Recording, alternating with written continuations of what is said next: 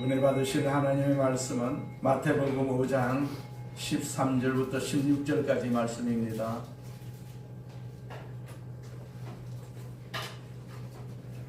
마태복음 5장 13절부터 16절까지 말씀 같이 봉독합니다.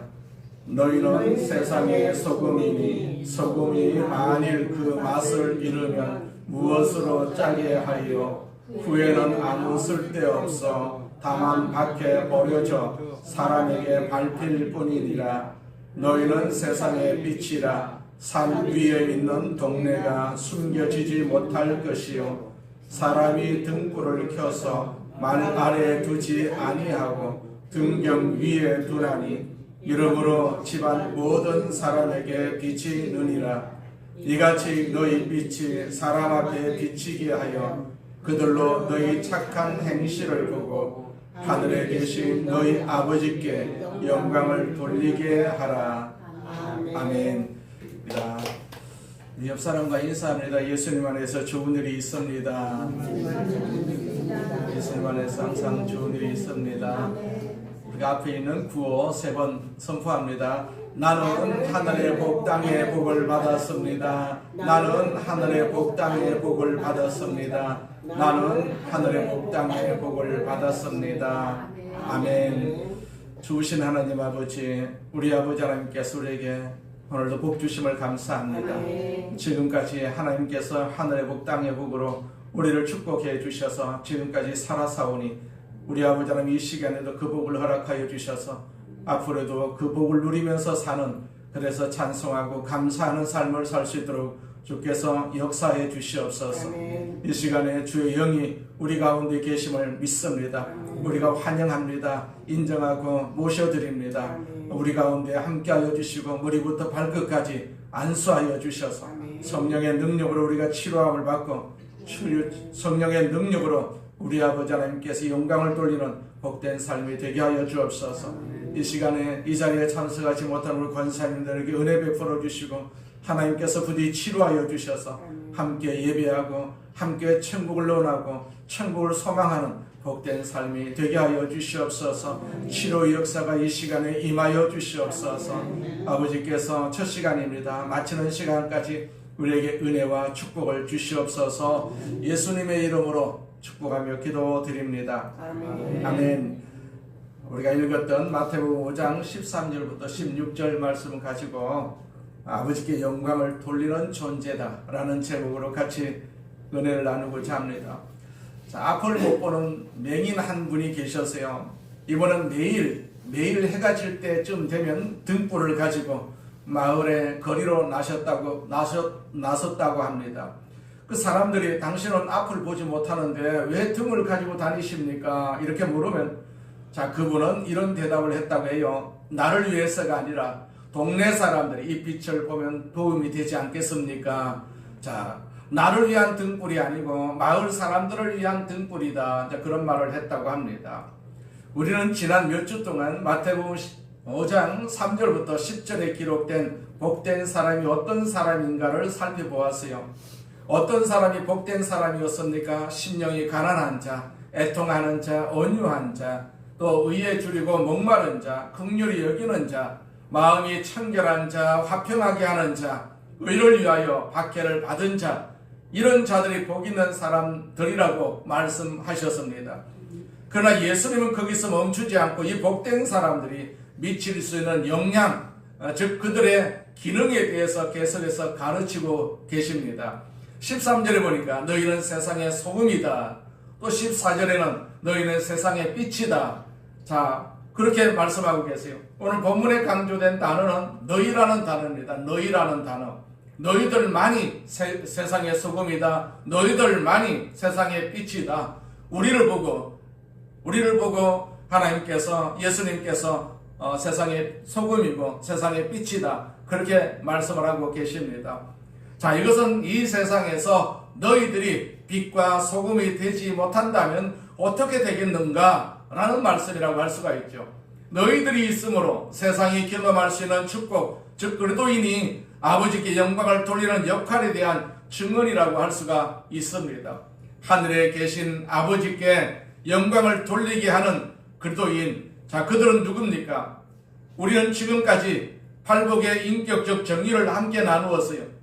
이제 예수님은 그리스도인들에 대한 기능적 정의, 즉 그리스도인들은 누구여야 하는가를 계속해서 가르치고 있어요. 오늘날 믿지 않는 사람들이 교회에 대해서 어떤 불평을 가지고 있는가를 조사한 어느 통계에 보면 세 가지가 가장 많았다고 합니다. 첫째는 교회 가면 언제나 돈 얘기만 한다. 둘째는 교인들의 모습이 너무 슬퍼 보인다. 셋째는 교회의 가르침이 지나치게 내세 중심적이어서 현실적인 매력이 없다. 이 세 가지가 대표적인 비판이었다고 합니다. 자, 오늘의 교회가 주의해서 들어야 할 그런 경고라고도 할 수가 있습니다. 그러면 과연 오늘을 살고 있는 우리 그리스도인들이 어떻게 본문 말씀처럼 이 세상 속에서 소금이 되고 빛이 되는 축복된 존재가 될 수가 있을까요? 첫째로 우리는 그리스도인은 이 세상에 항상 있어야 됩니다. 이 세상이 부패하다고 해서 이 세상을 도망갈 수는 없지 않겠습니까? 우리는 언제나 세상 안에서 살아왔어요. 그러나 우리 그리스도인들이 이 세상에 살면서도 어느 정도 심리적인 도피를 하고 있는 경우가 많이 있다라고도 볼 수가 있어요. 여기서 아마도 우리가 세상을 가까이 하게 되면 가까이 할수록 세속화될 수가 있다는, 그런 세상에 물들 수가 있다는 당연한 두려움 때문인지도 모르겠어요. 그래서 우리는 항상 세상을 경계했고 또 세상과 거리를 두고자 했습니다. 세상과 거리가 많은 사람이 오히려 믿음이 좋은 사람이라고 그렇게 칭함을 받는 경우도 있었습니다. 그래서 우리가 잘 부르는 복음성가 중에도 보면 죄 많은 이 세상은 내 집 아니네 라는 곡이 있지 않겠어요? 내 모든 보화는 저 하늘에 있네. 저 천국 문을 열고 나를 부르네. 나는 이 세상에 정들 수가 없다. 자, 그래서 우리는 자꾸만 천국만을 사모하는 경향이 많이 있습니다. 세상에 정들 필요가 없다는 생각을 가지고 세상을 회피하는 경향이 있다라는 얘기입니다. 우리 한국 교인들이 즐겨 부르는 찬송가 491장 저 높은 곳을 향하여라는 제목의 찬송이 있지요. 그 2절에 보면 가사가 이렇게 되어 있습니다. 아주 옛날 원곡에 그렇게 되어 있어요. 괴로움과 죄가 있는 곳 나 여기 살기 싫도다. 자, 그렇게 원곡에는 그렇게 기록이 되어 있어. 가사가 이 가사대로 한다면 우리는 세상에 살 필요가 없이 다 천국에 가야 되지요. 이 찬송가의 가사가 지나치게 이 도피주의적이어서 찬송가를 개작하는 그런 작업을 할 때 그 이전의 가사를 괴로움과 죄가 있는 곳 나 비록 여기 살아도 라고 조금 바꾸었다고 합니다. 자, 이 세상에는 괴로움과 죄가 많이 있지만은 여기에 나를 살게 하신 이유가 있지 않겠습니까? 우리는 그 뜻을 찾고 그래서 우리가 믿음 생활을 해야 합니다. 그리스도인들이 오늘날 존재해야 할 이 세상은 분명히 부패해가는 세상입니다. 그리고 어두운 세상입니다. 그러나 부패가 있기 때문에 이 세상은 소금인 우리 예수 믿는 사람들을 필요로 하지 않겠습니까? 어둡기 때문에 빛이신 그리스도를 필요로 하고 있는 세상이 아니겠습니까? 부패가 있는 곳에, 부패의 가능성이 있는 곳에 소금은 얼마나 필요합니까? 어두운 곳에 빛은 얼마나 기묘합니까? 예수님 당시에 팔레스타인에도 소금은 아주 비싼 가격으로 판매가 되고 있었고 이것은 생명처럼 소중하게 여겨졌다고 그렇게 말하고 있어요. 그 당시 로마 군인들은 월급을 줄 때 이따금 화폐 대신에 이 소금으로 주기도 했다고 합니다. 우리가 매달 직장에서 일하고 나면 받는 월급이 셀러리라고 하지 않겠어요? 그래서 우리는 셀러리맨, 봉급과 사람, 그래서 셀러리맨이라고 그러지 않겠어요? 직장인들을 그래서 셀러리맨이다 그렇게 부르고 있어요. 이 월급이라는 자체가 셀트 머니다, 즉 소금돈이라는 단어에서 비롯되었다고 합니다. 그래서 그 당시 로마의 욕 가운데 이런 욕이 있었다고 해요. 소금값도 하지 못하는 인간, 이 말이 굉장히 모욕적인 욕이었다라고 그렇게 말하고 있어요. 특별히 팔레스타인 같은 열대 지방에서는 냉장 시설이 없기 때문에 소금이라는 존재가 음식물의 저장 보관에 얼마나 필요한 요소였는지를 우리가 충분히 생각해 볼 수가 있지 않겠어요?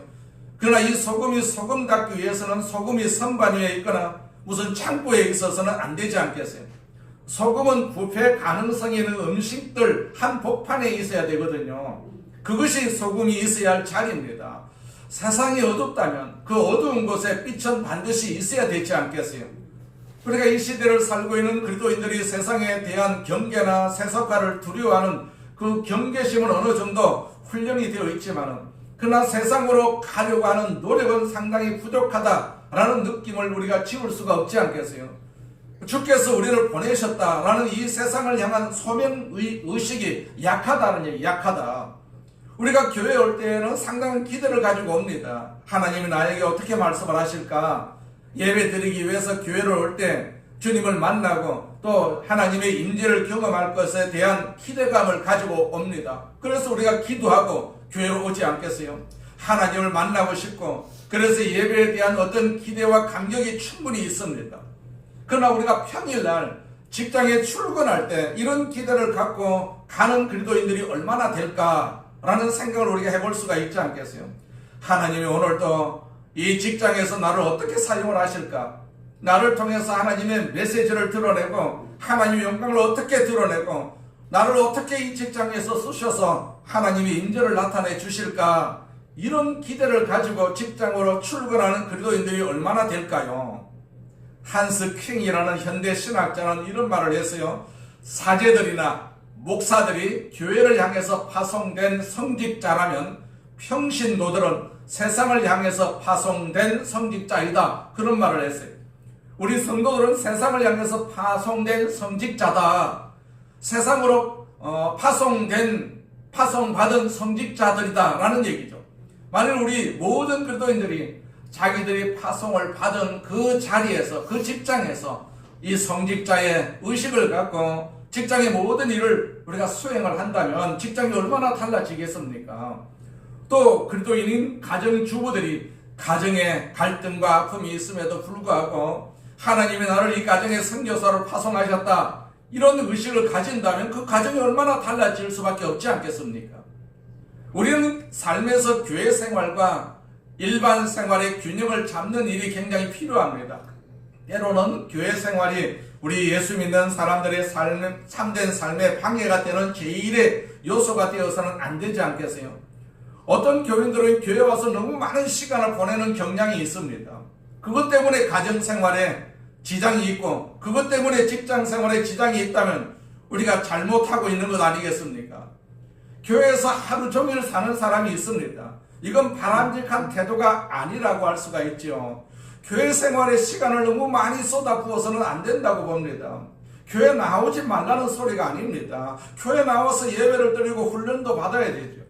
그러나 교회에서 말씀을 통해서 힘을 얻고 훈련을 받아서 우리가 가야 할 곳, 우리가 살아야 할 곳은 교회가 아니라 가정이고 직장이고 사회입니다. 거기서 그리스도인의 삶을 살아야 되지 않겠어요? 주일날 우리가 왜 교회에 나옵니까? 하나님의 말씀으로 내가 변화를 받고 일주일 동안 내가 변화된 모습으로 세상에 살기 위해서 내가 교회에 나오는 것 아니겠어요? 교회는 많아지는데 이 사회가 변하지 않는 까닭이 무엇입니까? 만약 우리 예수 믿는 사람들이 저마다 자기 직장에서 최선을 다해서 직장 생활을 한다면, 자, 국회에서 그 예수 믿는 사람들이 그 역할을 다하고 있다면, 아니면 사업처에서 진정한 그 역할을 다하고 있다면, 군대에서 최선을 다하고 있다면 예수 믿는 그러한 군인들이, 또 이 땅의 모든 그리스도인 공무원들만이라도 그들의 삶의 자리에서 최선을 다하고 있다면 조금이라도 달라질 수밖에 없지 않겠습니까? 이 세상이 왜 달라지지 않습니까? 예수 믿는 사람들이 최선을 다하지 못하고 있기 때문에 그러하다라는 얘기입니다. 더 나아가서 교회가 그 역할을 하지 못하고 있다라고도 볼 수가 있지 않겠어요? 그런데 우리는 교회 와서 시간을 너무 많이 보내는 사람들이 하나님께 충성하는 사람이라고 생각하는 경향이 많이 있습니다. 그 사람은 굉장히 믿음이 좋은 사람이라고 우리가 생각할 때가 많이 있습니다. 우리가 왜 교회에 나옵니까? 예배를 통해서 하나님의 임재를 경험하고 우리가 같이 말씀을 나누는 이 말씀을 통해서 인생의 새로운 힘을 얻기 위해서 우리가 교회에 나오는 것 아니겠어요?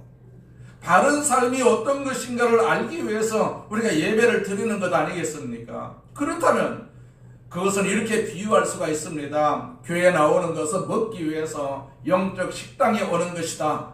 영적 식당. 그렇다면 이런 것이 자랑이 될 수가 있겠습니까? 예를 들어서 어떤 사람이 나는 어제 하루 종일 식당에서 먹고만 보냈다. 이것이 무슨 자랑이 되겠습니까? 물론 식당에 와서 먹는 것은 당연하지요. 먹기 위해서 우리가 식당을 갑니다. 그러나 먹고 가야 되지요. 먹었으면 가야 되지 않겠어요? 식당에서 나가야 됩니다. 어디로 가야 됩니까? 일터로 가야 되죠. 내가 힘을 얻었으니까, 먹고 양식을 먹었었기 때문에, 힘을 얻었기 때문에 일터로 가야 되죠. 나를 보내신 그 일터로 나가야 되죠. 그 일터는 가정일 수가 있습니다. 그 일터는 직장일 수가 있습니다. 그 일터가 사회일 수가 있습니다. 거기서 예수 그리스도인답게 살아야 되지 않겠어요? 건강한 모습으로 살아야 되죠. 이랜드의 그 박성수 회장 같은 분이 교회 와가지고 일주일 내내 시간을 보내기 때문에 회사를 경영할 시간이 없다. 어떻게 되겠습니까? 그분은 회사를 잘 경영한 사람이라고 정평이 나와 있습니다. 정직하고 또 지혜롭게 회사를 잘 경영해서 정직한 방법으로도 회사를 키울 수 있다는 본을 보여주었던 사람이죠. 얼마나 빛과 소금의 역할을 했습니까?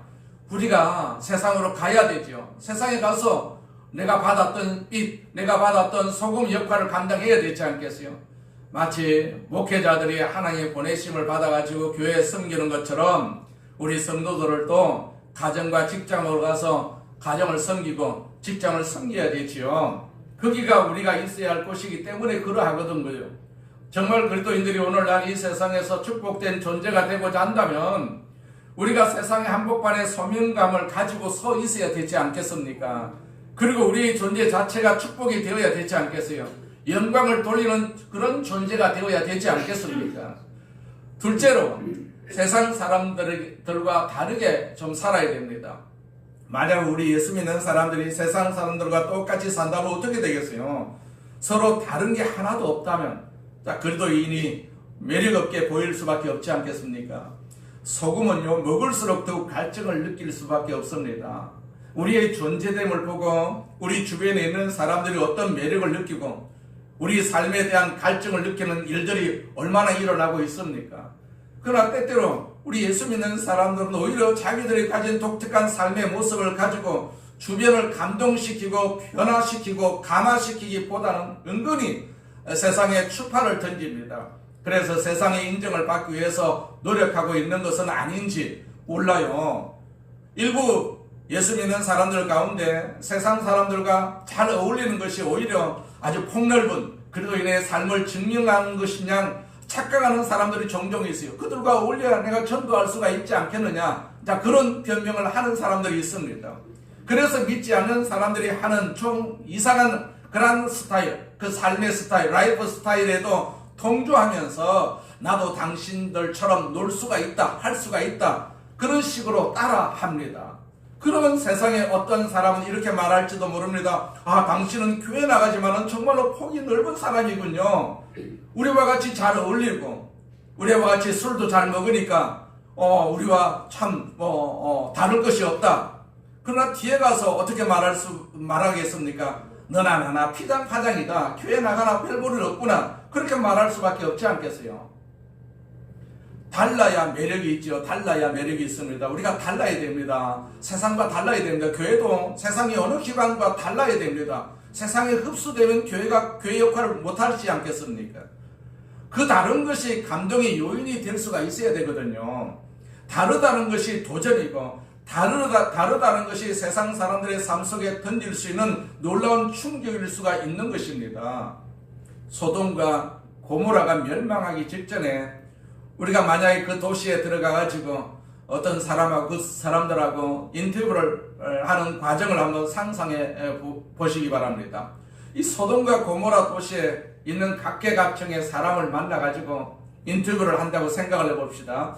어느 시민 한 사람을 만나세요. 소돔과 고모라에 사는 시민 한 사람을 만나세요.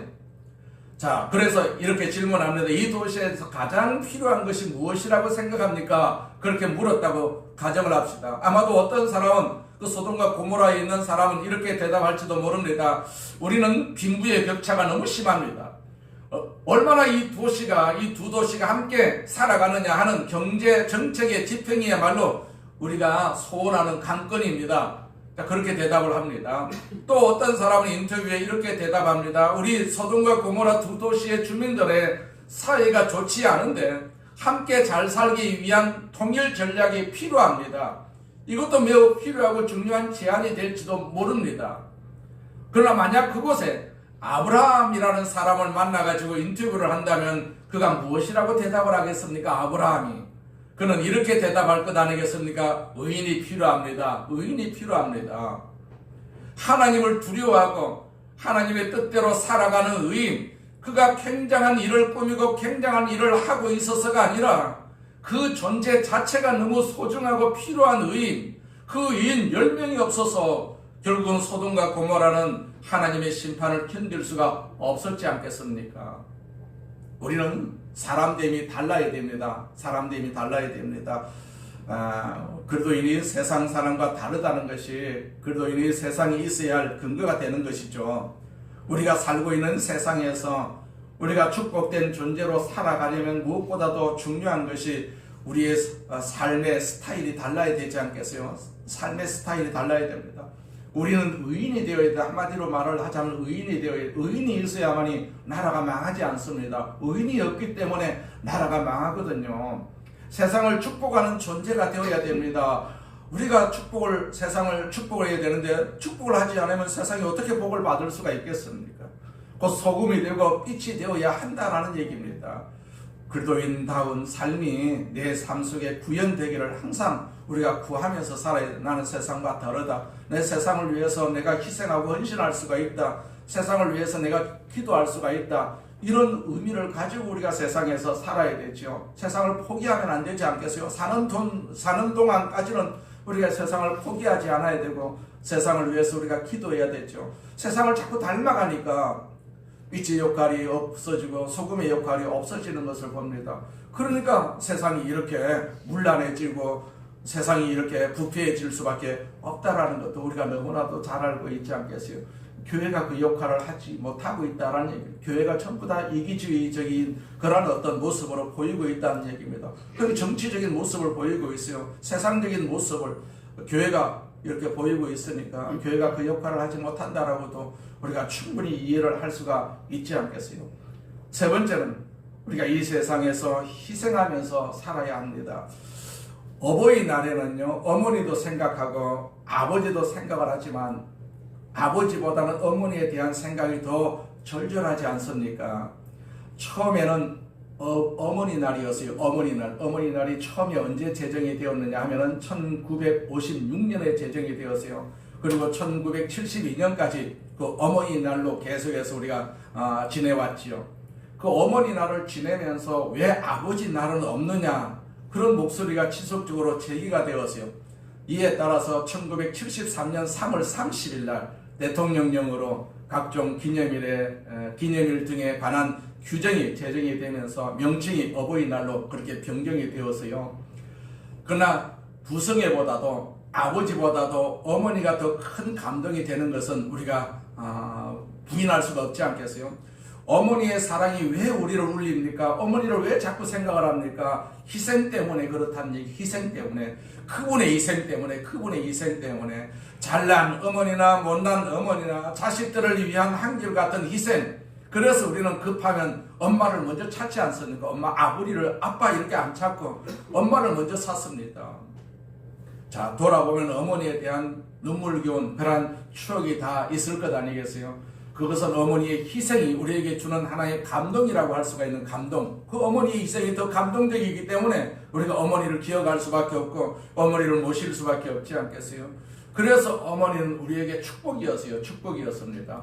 그 사랑과 그 은혜를 입고 살아가는 우리들, 이제 우리에게 주어진 삶의 소명이 무엇이라고 생각을 합니까? 내가 누군가에게 또한 축복된 존재가 되어야 하겠다는 것 아니겠습니까? 다음 세대, 우리의 이웃들에게 내가 얼마나 축복된 존재가 될 수가 있느냐 하는 것이죠. 굉장히 무슨 큰 일을 해야만 우리가 세상에 소금이 되고 빛이 되는 것이라고 우리가 생각하지 마십시다. 그냥 그리스도인답게 살아가는 것 자체로서 우리는 빛이고 소금일 수가 있습니다. 너무 별나게 살지 않아야 됩니다. 별나게 살면 얻는 것보다 잃는 것이 훨씬 더 많거든요. 그냥 보통으로 살면 됩니다. 흥미로운 사실은 오늘 본문에서 주님이 말씀하실 때 어떻게 말씀하십니까? 너는 세상의 소금이 되어라, 그렇게 말씀하지 않으셨다는 것입니다. 명령법이 아닙니다. 또 너희는 세상의 빛이 되어라 그렇게 말씀하신 것도 아닙니다. 너희는 세상의 소금이다, 너희는 세상의 빛이다 라고 직설적으로 그렇게 말씀을 하셨어요. 물론 우리는 빛 자체는 아닙니다. 우리가 빛의 근원이 아닙니다. 예수 그리스도만이 빛의 근원이 되시지 않겠어요? 요한복음 8장 12절에 보니까 나는 세상의 빛이다. 나를 따르는 사람은 어둠에서 생활하지 않을 것이며 생명의 빛을 얻을 것이다. 그런 말씀을 하셨어요. 예수 그리스도를 구세주와 주님으로 영접하는 순간 그 빛이신 주님을 소유하는 사람마다 이미 빛인 것이죠. 이미 빛입니다. 우리는 빛입니다. 빛이 아닌 그리스도인은 없습니다. 우리가 거듭난 사람이라면, 우리가 성령님을 통해 가지고 예수 그리스도를 구주와 주님으로 영접한 사람이라면 우리 가운데 아무도 소금이 아닌 사람은 없어요. 다 소금입니다. 다 소금. 과연 짠맛을 가지고 있는 소금인가? 소금다운 소금인가? 그게 문제이죠. 빛다운 빛인가? 그게 관건입니다. 나는 빛의 근원은 아니지만은 빛 대신 그리스도를 소유하고 그분을 나타내는 삶을 살고 있는가를 우리가 자문을 해보아야 되죠. 날마다 자문을 해보아야 됩니다. 마치 달이 태양의 빛을 반영하는 것처럼 그렇게 우리는 자문을 해봐야 됩니다. 빛이신 예수님, 소금이신 예수님 모시고 사는데 내가 정말로 빛의 역할을 하고 있는지 소금의 역할을 하고 있는지 우리가 자꾸 이렇게 자문을 해볼 필요가 있는 것이죠. 우리 중에 어떤 사람은 보름달처럼 큰 빛을 비추는 삶을 사는 사람도 있습니다. 어떤 사람은 초생달처럼 작은 빛을 발할 수도 있습니다. 그러나 중요한 것은 나는 정말로 주께서 내게 주신 그 생명의 맛을 간직하고 그 맛을 드러내고 있는 삶을 살고 있다, 이렇게 말할 수가 있느냐라는 것이죠. 그렇게 살기 위해서 제일 중요한 것은 희생입니다. 희생. 소금이 녹듯이 희생이 필요한 것이죠. 모든 종류의 빛이 스스로 태움으로써 존재하는 것처럼 자기 희생 없이는 우리는 빛으로 살아갈 수가 없거든요. 오늘날 우리 예수 믿는 사람들은 너무 손해를 보지 않고 살려고 애쓰는 것 같은 느낌을 우리가 충분히 받고 있지 않겠어요? 그러니까 이 세상이 바뀌겠습니까? 좀 손해보고 살아야 되는데 손해를 안 보려고 합니다. 예수 믿는 사람이 손해보고 살아야 되는데 손해를 안 보려고 발버둥을 치니까 이 세상이 안 바뀐다라고도 볼 수가 있지 않겠어요? 부정직한 세상에서 정직하게 살려면요, 손해보는 경우도 있습니다. 그래야 사람이 감동을 받고 세상이 감동을 받지 않겠습니까? 감동 주는 기관이 세상에 어디 있습니까? 교회밖에 없습니다. 교인밖에 없습니다. 처마다 속셈을 가지고 사는 세상, 절대로 손해보지 않으려는 철저하게 이기적인 세대에서 의를 위해서 손해를 감수하고 있는 사람, 또 정직을 위해서 자기 자신을 희생할 수 있는 사람, 이런 사람이 필요하지 않겠어요? 이런 사람이 하나님께 영광을 돌리는 사람이다 라고 성경에서 지금 말씀하고 있거든요. 다같이 불친절한 그런 세상에서 좀 친절하게 살려면 손해보는 것은 당연할 수밖에 없지 않겠어요? 우리가 운전을 하다가도 잘못해놓고 도리어 손가락질하는 그런 사람에 대해서 같이 손가락질하면 똑같은 사람이 되고 마는 것이죠. 상대방이 아우성을 칠 때 우리가 웃어줄 필요도 있지 않겠어요?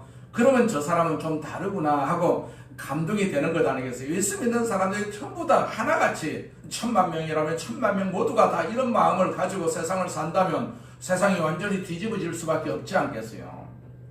다른 모습을 보여야 되는데 다른 모습을 보이지 않고 있다는 얘기입니다. 내가 좀 손해를 보더라도 손해 그 자체가 감동일 수 있는 사람, 다같이 불평스러워하는 이 삶의 자리 한복판에서 그리스도 때문에, 예수 때문에 스스로 자족할 수 있는 사람, 내 삶의 부여가 내게 주어지는 환경적인 요인 때문이 아니고 그리스도 때문에 행복할 수 있는 이런 삶의 영광을 우리가 나타낼 수가 있다면 우리가 얼마나 달라질 수가 있겠습니까? 1700년대 그 프랑스는 하루도 편한 날이 없었다고 합니다. 혁명과 반혁명이 계속되는 와중에서 수많은 사람들이 그 단두대 이슬로 사라졌어요. 편안한 가정이 없었습니다. 하루도 편안한 뉴스가 나오질 않았어요. 요즘처럼. 프랑스의 거리에는요, 계속해서 피로 넘쳐 흘렀습니다. 그러나 같은 시대, 영국은 참으로 달랐다는 얘기입니다. 부패하기는 프랑스나 영국이나 마찬가지였어요. 미국의 28대 대통령이었던 우드로 윌슨이 자, 프랑스와 영국의 역사를 대조하면서 이런 흥미로운 관찰을 했다고 합니다. 무엇이 그 시대 영국과 불란서를 다르게 만들었을까? 사람들이 부패한 것은 마찬가지였어요. 영국에도 프랑스 이상의 부패가 있었습니다. 그러나 윌슨은 이렇게 말했습니다. 그러나 영국이 혁명과 피해 학살의 거리를 만들지 않아도 될 이유가 있었다면 영국에는 존 웨슬러가 있었다. 영국에는 위필드 같은 사람이 있었다. 그렇게 지적을 하고 있어요. 그 시대 대한 부담감을 안고 조용히 그리스도의 빛을 바라면서 살고 있었던 사람들 때문에 하나님은 부패한 영국의 사회에 있지만은 그 땅의 혁명이 아니라 신앙의 부흥을 일으켜 주셨다는 얘기입니다. 영적인 각성이 일어나자 영국은요 그 시대를 건강하게 극복해 나갈 수가 있었다는 것입니다. 그렇다고 해서 존 웨슬러가 굉장한 사회운동 단체를 조직한 것은 아닙니다. 그는 그리스도인답게 살았어요. 시대의 상처를 끌어안고 기도했던 사람입니다. 그리고 조용하고 작은 빛을 발했습니다. 그러자 그 빛들은 그 시대 안에 위대한 충격으로 다가왔던 것이죠. 당시 영국 교회는 격식을 굉장히 중시하고 교회 건물 안에서만 예배를 드렸어요. 하지만 위필드는요 교회에 오지 않는 광부들, 가난한 노동자를 위해서 들판과 거리로 나가서 설교를 했습니다. 완전히 규정을 깬 것이죠. 이런 당시로서는 매우 파격적인 그런 행보였어요. 성경은 어떻게 말씀하십니까? 너희는 세상의 소금이다. 너희는 세상의 빛이다. 그래서 조지 위필드가 바로 이 구절을 삶으로 증명하려 했던 그런 인물이다라는 얘기죠. 그는 교회라는 안전한 울타리 안에 머물지 않고 소금처럼 세상의 가장 낮은 곳 탄강으로 또 거리로 이렇게 녹아 들어갔습니다. 빛처럼 열정적인 설교로 영적인 어둠에 빠진 수만 명의 마음을 비추었어요. 자, 우리가 하는 가장 일들, 굉장한 일이 사회를 바꿀 수 있는 것이 아니고 날마다 살아가는 삶의 터전에서 해나가는 작은 사랑의 실천이 이 사회를 바꿀 수가 있다는 얘기입니다. 그것이 바로 우리가 해야 할 일이다라고 오늘 성경에서 말씀하고 있어요.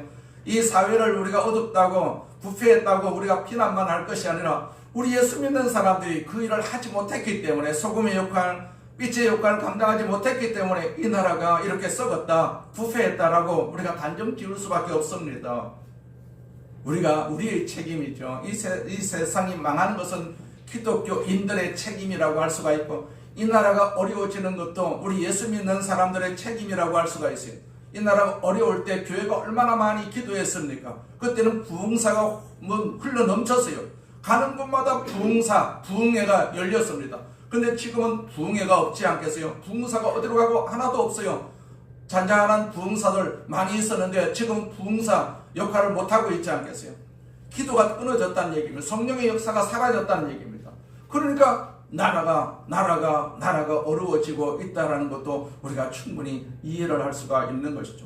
부흥사가 한참 부흥회를 다닐 때 그 나라가 그렇게 못 살았어도 크게 경제적으로 부흥하는 역사가 있었고 결과가 오늘날에 이런 것 아니겠어요? 그렇기 때문에 우리의 역할이 굉장히 중요하다는 것을 우리는 충분히 이해를 할 필요가 있어요. 우리는 전부 다 개인적인 그런 생각을 가지고 개인주의적인 생각을 가지고 있어요.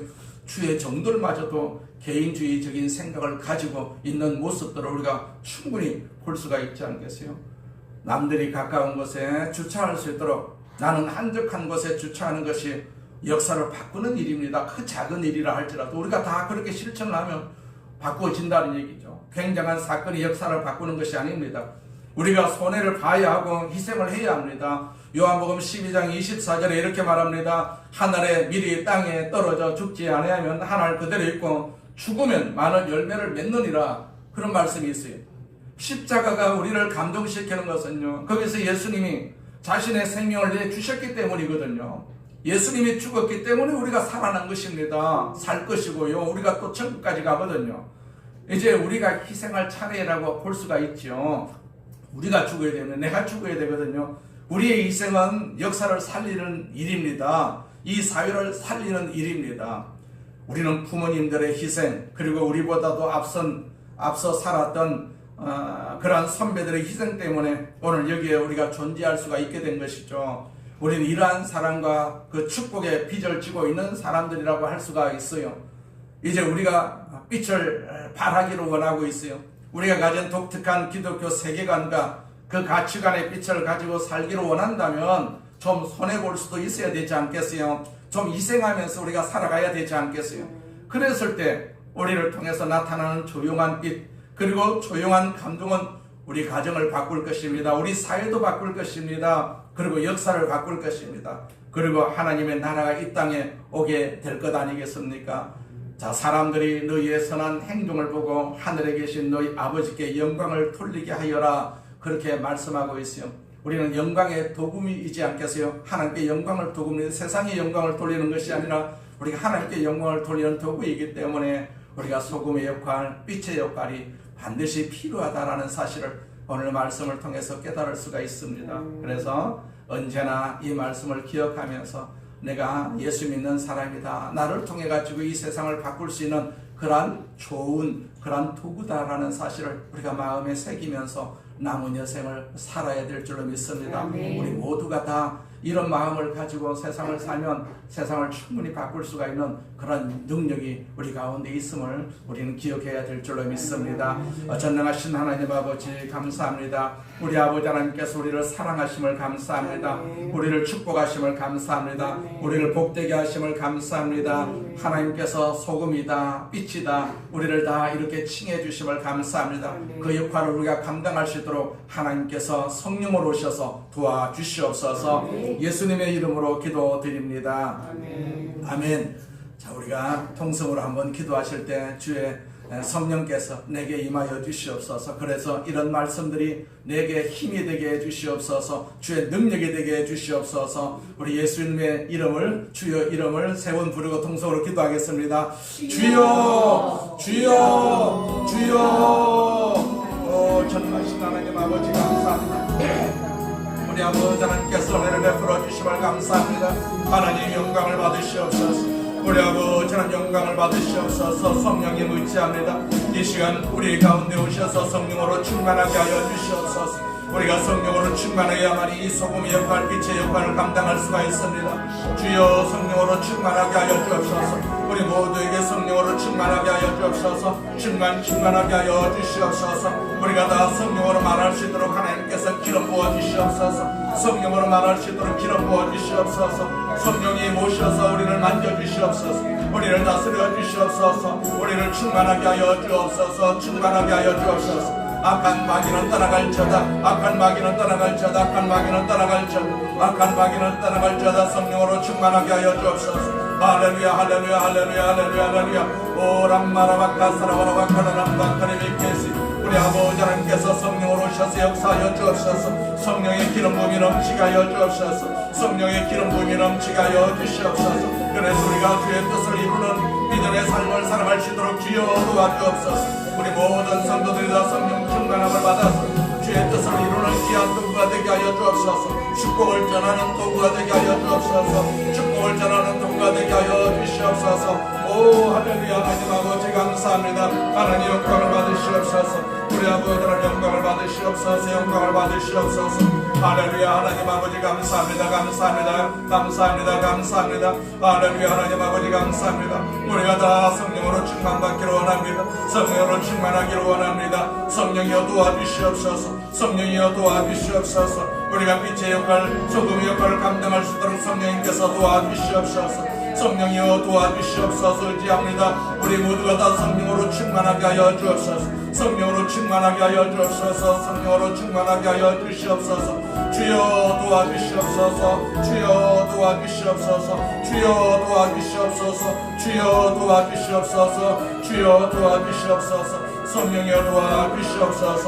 성령이여 도와주시옵소서. 오 전능하신 하나님 아버지 감사합니다. 우리를 사용하여 주시걸 감사합니다. 빛의 역할을, 아버지 소금의 역할을 감당하게 하여 주옵소서. 우리 자녀들에게도 빛의 역할, 소금의 역할을 감당하게 하여 주옵시고, 이 사회에서도 그 역할을 감당하는 귀한 도구로 하나님께서 우리를 사용하여 주시옵소서. 우리가 다 주님의 이름으로 쓰임받기를 원합니다. 이 일을 감당할 수 있도록 성령님께서 도와주시옵소서. 아버지 사회 복음과 빛의 역할을 감당합니다. 우리는 보잘것없습니다. 우리는 연약합니다. 그러나 하나님께서 사용하시니 이 세상을 바꿀 수가 있는 도구가 될 줄로 믿습니다. 우리 모두가 다 그 도구가 되게 하여 주시옵소서. 할렐루야. 하나님 아버지 감사합니다. 주님 홀로 영광을 받으시옵소서. 예수님의 이름으로 기도드립니다. 아멘. 자, 아프신 분 아픈 곳에 손 얹고 기도합니다. 문제가 있으신 분 가슴에 손 얹고 기도하겠습니다. 하나님 아버지, 우리에게 하나님의 자녀로 삼아주심을 감사합니다. 이 시간 하나님 앞에 기도하오니 우리 육신을 치료하여 주시옵소서.